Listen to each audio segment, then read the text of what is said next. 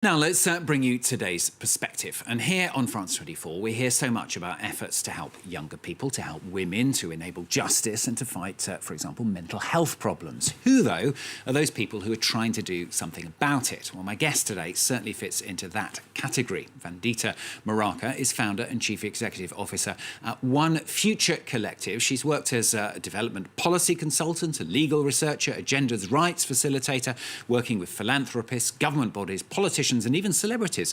And she joins us now from Mumbai. Great to have you with us today. Thanks for joining us on the programme. I know you started off working, didn't you, with some of those communities in Mumbai. This was right back when you were a teenager, wasn't it? Tell us what exactly you were doing and what that was like. Right. I started doing this work when I was 17 or 18, and it was very naive and maybe not guided in the best way, but guided with the best intents. We started a program called Students for Social Reform Initiative when I was 18, me and a bunch of my friends. And we had 120 volunteers that did after-school programs, crisis management work, just providing skill delivery across the city of Mumbai. And this is where I had some of the most profound experiences that really transformed how I view this work. It really helped me shift my work from social service to social justice. The nature of the programs was quite wide-ranging there. And what inspired you to take it up in the first place? I don't have an answer. Since I was 6, I knew I wanted to be a human rights lawyer. I think I saw a lot of injustice very close in the city I live in the communities I was a part of. And it really rankled me that nothing was happening about it.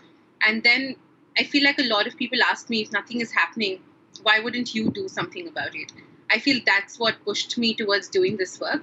I also went to a really feminist college in the 11th standard when I was 16 years old. I think that really shaped a lot of my activism and work as well.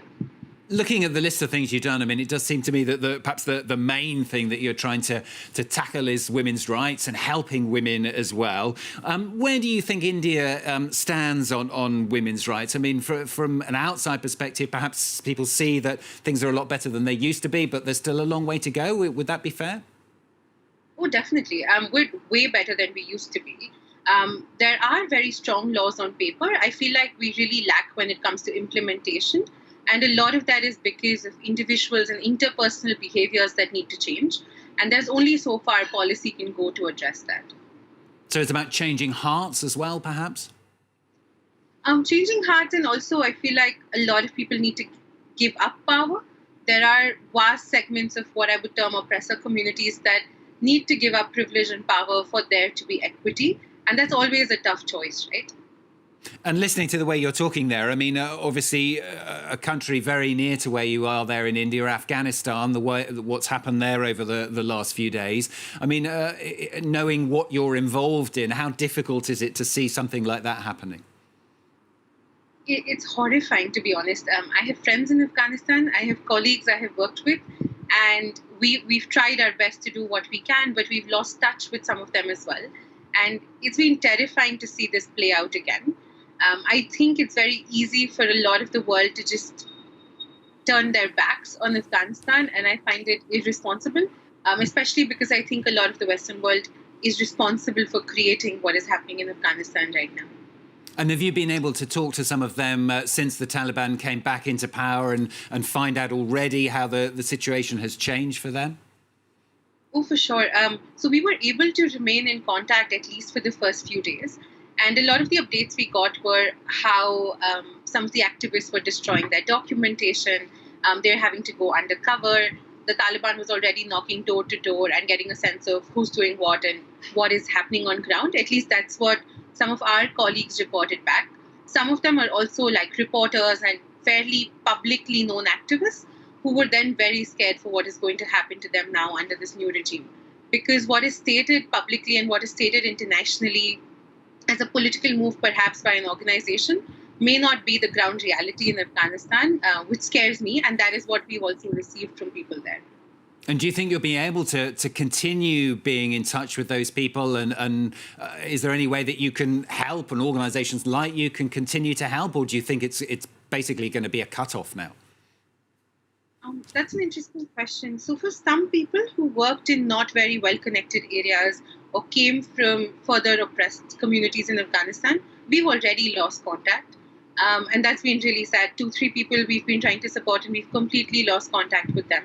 However, without naming them, I do know that there are nonprofits that have done this work 20 years in the past and are doing it again now, to ensure that girls continue to get an education, to ensure that there is safety and shelter for young women, for queer folks.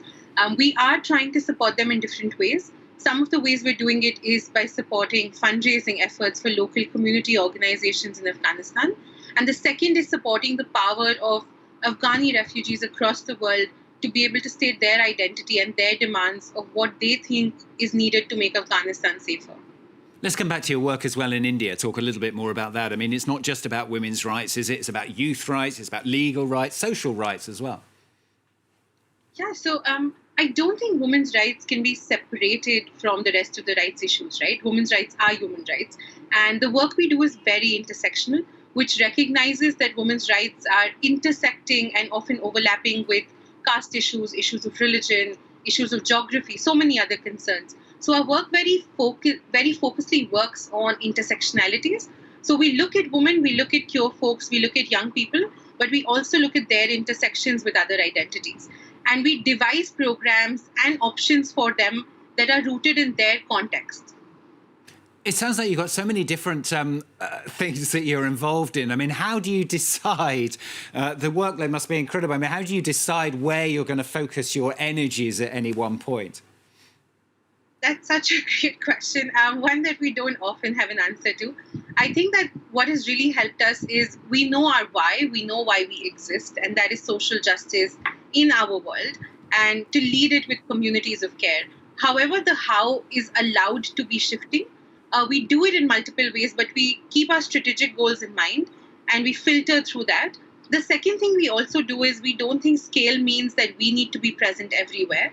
So we follow a scale by replication model, and we support the efforts of lots of nonprofits to do similar and allied work. The idea being that if there are more organizations and more people doing this work, we won't be needed as much. And finally, are you able to keep optimistic? Sorry?